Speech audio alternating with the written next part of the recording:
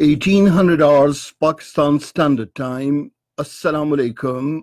This is Radio Pakistan.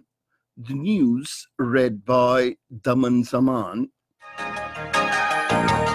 The headlines. The foreign minister is in Iran as part of Pakistan's diplomatic efforts to defuse the tensions in the Middle East. The Minister for Economic Affairs says investment in the country has increased by 78% due to the government's prudent policies. The Special Assistant to the Prime Minister on Information says the PTI government will address all grievances of its ally, MQM Pakistan, regarding the issues of Karachi. American Assistant Secretary of State for South and Central Asia has expressed deep concern over the continued detention of political leaders and imposition of restrictions on internet in occupied Jammu and Kashmir. In occupied Kashmir, the Indian troops in their fresh act of state terrorism martyred 3 more Kashmiri youths in Pulwama district today. In Afghanistan, over a dozen people have been killed as the roof of their houses collapsed due to heavy snowfall and rain in Herat and Kandahar provinces.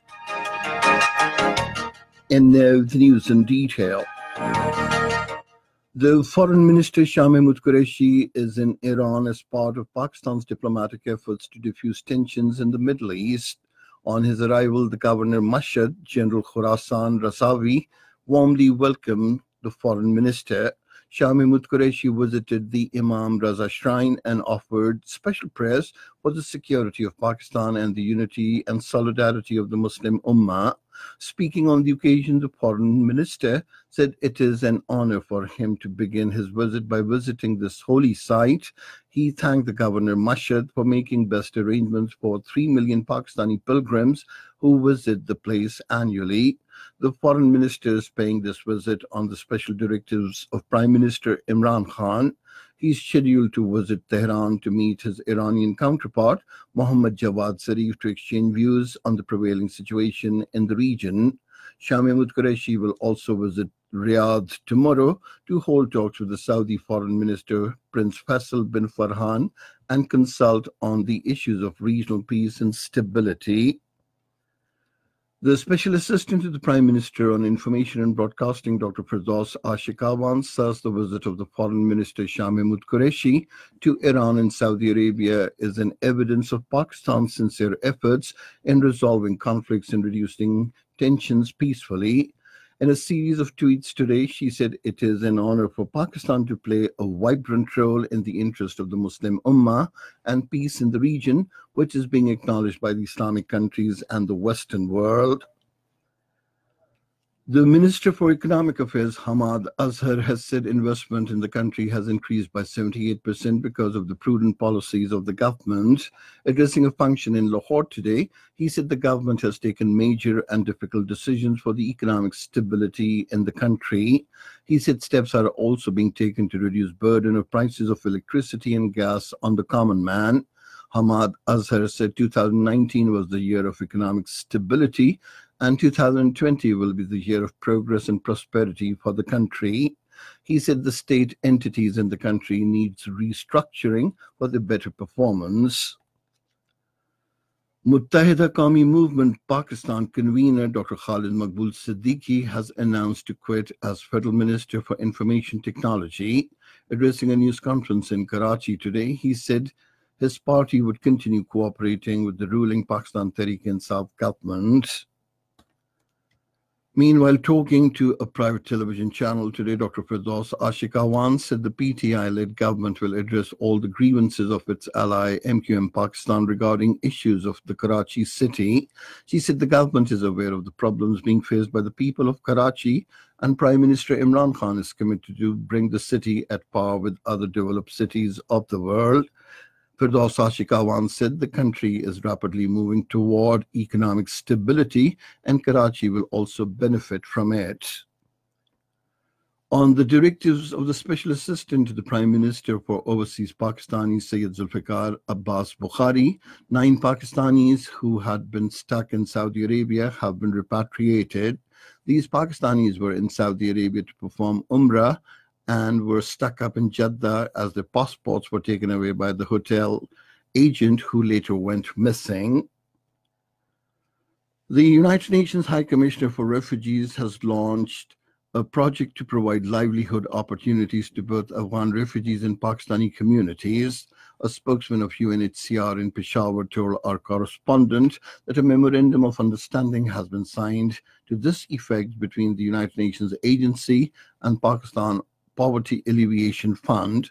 The project will help 3,000 households in Mansehra and Peshawar in Khyber Pakhtunkhwa and Chaghi in Balochistan. Under the project, underprivileged households will be provided training in the area of agriculture and entrepreneurship, livestock, as well as financial services. It will also improve the overall capacity building of poor households in the rural areas and enable them to become financially independent. A protest gathering against the assassination of the Iranian general Qasem Soleimani was held in Islamabad today. Renowned religious scholars from various sects, political leaders, and members of the civil society participated in the rally. The speakers also emphasized on exercising restraint and find a solution for an amicable resolution of US-Iran conflict within the framework of international law. They expressed the confidence in the concerted efforts of the Pakistan government and all concerned countries and expressed the hope that they would devise a peaceful resolution of the ongoing crisis. This is Radio Pakistan. The Prime Minister Azad Jammu and Kashmir Raja Farooq Haider Khan has strongly condemned the Indian Army Chief General Manoj Mukund Narwane's recent provocative statement about Azad Jammu and Kashmir. In a statement in Muzaffarabad, he said Kashmiris living in Azad Kashmir stand shoulder to shoulder with the valiant armed forces and ready to respond befittingly to any Indian misadventure from across the line of control. He said if the Indian Army chief resorts to any escalation at the line of control, it would be difficult for us to stop our people, and India would have to pay a huge price for its aggression. The American Assistant Secretary of State for South and Central Asia, Alice G. Wells, has expressed deep concern over the continued detention of political leaders and imposition of restrictions on internet in occupied Jammu and Kashmir. She expressed the concern in a tweet in Washington. In occupied Kashmir, the Indian troops in the fresh act of state terrorism martyred 3 more Kashmiri youths in Pulwama district today. According to Kashmir Media Service, the youths were killed by the troops during a cordon search operation in Gulshanpura area of Taral district. Meanwhile, people in occupied Kashmir continue to face hardships on the 161st consecutive day of military siege and lockdown today. Amid shivering cold, the residents complain of acute shortage of daily commodities, particularly in the Kashmir Valley and the Muslim-majority areas of the Jammu region. In Afghanistan, over a dozen people have been killed when the roof of multiple houses collapsed due to heavy snowfall and rain in western Herat and southern Kandahar provinces. Many of the highways connecting Herat with neighboring provinces have also been blocked by the snowfall. In Iran, protesters and newspapers piled pressure on the country's leadership in Tehran today after military admitted that it had mistakenly shot down a Ukrainian airliner. Riot police fired tear gas on thousands of demonstrators who took to the streets in Tehran and other cities of the country. Protesters demanded prosecution of those responsible for the downing of the plane. China says it will not change its position on Taiwan after President Tsai Ing-wen won the re-election. Chinese Foreign Ministry said in a statement that Beijing will not change its stance on the One China principle, and Taiwan, as part of it, will not change. The statement further expressed the hope that the world would support the just cause of Chinese people to oppose secessionist activities and realize national reunification. And finally, the weather. Widespread rain is expected in Balochistan, Khyber Pakhtunkhwa, Gilgit-Baltistan, and Kashmir, while at scattered places in the districts of Sindh and Punjab, including Islamabad, during the next 12 hours. Snowfall and heavy rain is also expected in hilly areas of Balochistan, Upper Khyber Pakhtunkhwa, Gilgit-Baltistan, and Kashmir.